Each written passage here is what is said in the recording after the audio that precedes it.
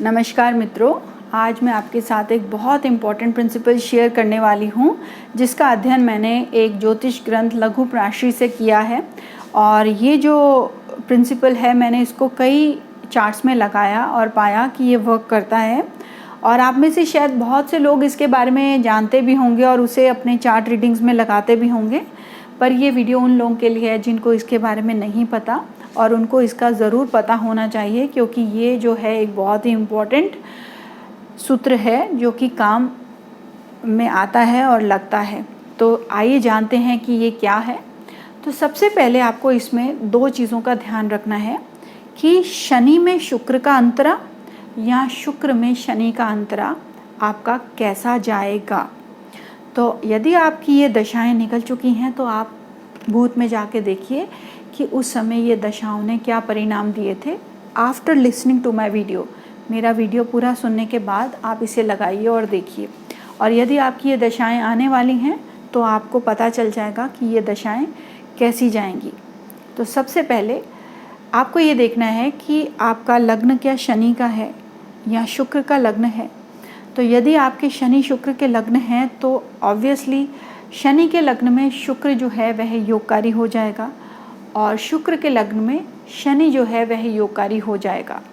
जैसे कि तुला और वृषभ लग्न में शनि जो है वह चौथे और पाँचवें भाव का स्वामी होगा या फिर नवें और 10वें भाव का स्वामी होने से योगकारी हो जाएगा। उसी प्रकार मकर और कुंभ लग्न में शुक्र चौथे पाँचवें भाव का स्वामी होने से बली हो जाएगा या फिर नवें या 10वें भाव का स्वामी होने से बली हो जाएगा। तो यदि ये दोनों बली हैं आपकी कुंडली में और ये आपकी कुंडली में या फिर ये केंद्र या त्रिकोण में बैठे हैं या फिर ये स्वराशि के हैं या फिर ये वर्गोत्तमी हैं या फिर ये उच्च के हैं, और ये जो चीज़ है ये आपको नवांश में भी चेक करनी है कि नवांश में क्या ये उच्च के हैं। तो यदि ये कंडीशन सेटिस्फाई हो रही है, दोनों बली हैं, और दूसरी चीज़ ये है कि इनका आपस में कोई संबंध ना हो, यानी कि ये एक दूसरे के साथ ना बैठे हों या एक दूसरे को ना देखते हों, कोई भी एक दूसरे को ना देखता हो, तो ऐसे में ये दशाएं आपकी बहुत ही प्रतिकूल जाने वाली हैं और आपको ध्यान रखना पड़ेगा इन दशाओं में, क्योंकि ये जो सूत्र है इसके अकॉर्डिंग ये पीरियड इंसान का ठीक नहीं जाता जब इनका आपस में कोई संबंध ना हो और जब दोनों ही कुंडली में बली हों। पर यदि आपका शुक्र या शनि में से कोई एक बलवान है और दूसरा कमज़ोर है, या फिर दोनों ही कमज़ोर हैं, या फिर दोनों ही एक दूसरे से 6, 8 और 12वें भाव में बैठे हैं एक दूसरे से, या फिर कुंडली के ही दोनों 6, 8, 12 में बैठे हैं, तो भी इनकी दशाएं आप देखेंगे अच्छी जाएंगी। एक और चीज़ बता दूं कि यदि इनकी जो महादशा और अंतरदशा है और ये रूल को सेटिस्फाई कर रही है, तो जो रिजल्ट्स हैं ज़्यादातर आपको जो महादशा का लॉर्ड है उसके मिलेंगे। तो आइए अब हम इस सूत्र को 2 उदाहरण कुंडलियों में लगाते हैं और देखते हैं कि ये किस प्रकार से काम करते हैं। तो पहला जो चार्ट है वह है हमारी भूतपूर्व प्रधानमंत्री श्री इंदिरा गांधी जी का है। ये जो चार्ट है ये उस समय की उनकी दशा मैंने ली है जब वह इलेक्शंस हार गई थी और उस समय इनकी शनि में शुक्र की दशा चल रही थी। तो आइए देखते हैं कि ऐसा क्यों हुआ। तो सबसे पहले तो इनकी कर्क लग्न की कुंडली है और लग्न में ही शनि बैठा हुआ है और शनि इनका काफ़ी पापी है, 7वें और 8वें भाव का स्वामी होने से काफ़ी बली हो गया लग्न में बैठने पर।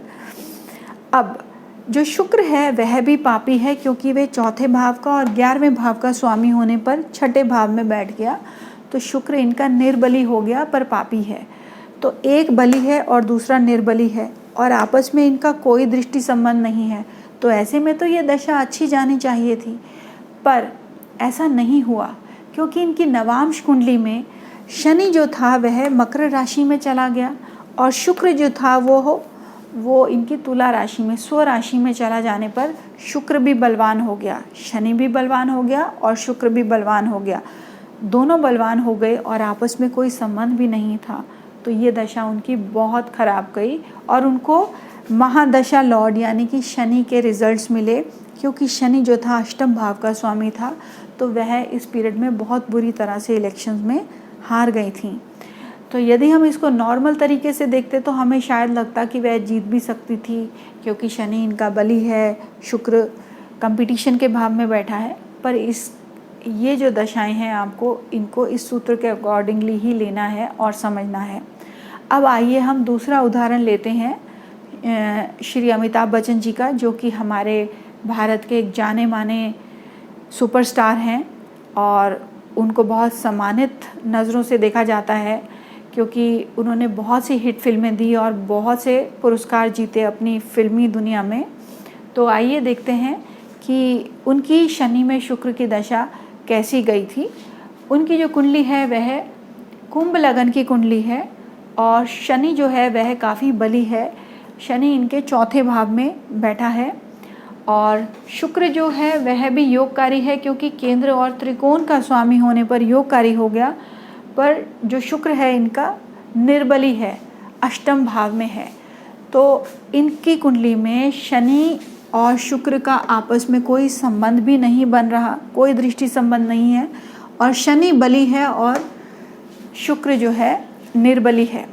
जब एक बली हो और दूसरा निर्बली हो तो भी आपको अच्छे रिजल्ट्स मिलते हैं।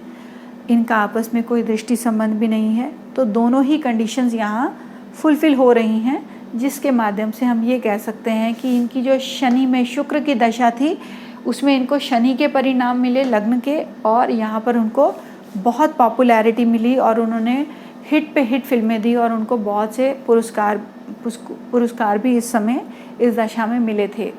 तो आपने देखा कि ये सूत्र दो कुंडलियों में हमने लगाया और दोनों में बहुत अच्छे से लग रहा है। इसे मैंने और भी कई अपने जानकारों की कुंडलियों में लगा के देखा और ये वर्क करता है। तो आपसे अनुरोध है, आप भी, आपकी यदि ये दशाएं निकल चुकी हैं तो पास्ट में जाके देखिए कि इन दशाओं में क्या क्या हुआ था और नोट कीजिए। और जिन लोगों की ये दशाएं आनी हैं वह भी अपनी कुंडलियों को देख के ये अंदाज़ा लगाएं कि उनकी ये दशाएं किस प्रकार से जाएंगी। तो आशा करती हूँ आप इस कॉन्सेप्ट को समझे होंगे और आपको ये पसंद आया होगा। तो आप ज़रूर इसे लाइक कीजिए यदि आपको अच्छा लगा है, और शेयर भी कीजिए अपने मित्रों के साथ, ताकि वह भी इससे कुछ लाभ उठा सकें। और बहुत जल्दी आपको एक नए वीडियो के साथ मिलूँगी। सुनने के लिए शुक्रिया।